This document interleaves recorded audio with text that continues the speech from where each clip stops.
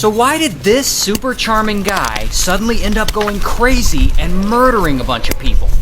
Well, his name's Somkid, but we'll call him Kid. And Kid lives in Thailand. And his whole life he's been very charismatic and he's really good at getting people to trust him. But once he gets you to trust him, he'll swindle you.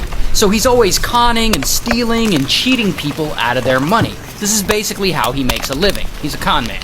And he does this his entire life.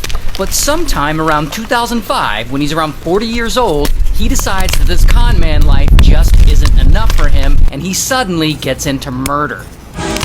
So one day, he checks into a nice hotel.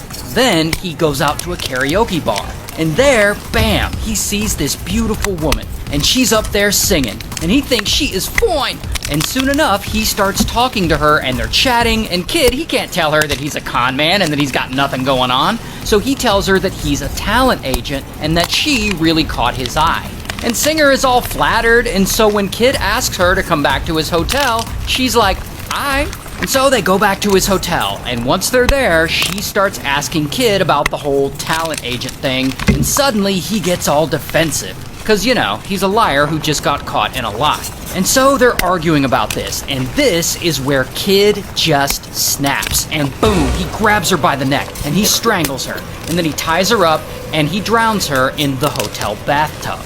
Then he steals some of her stuff, and he leaves. The next morning, police show up, and they find her body.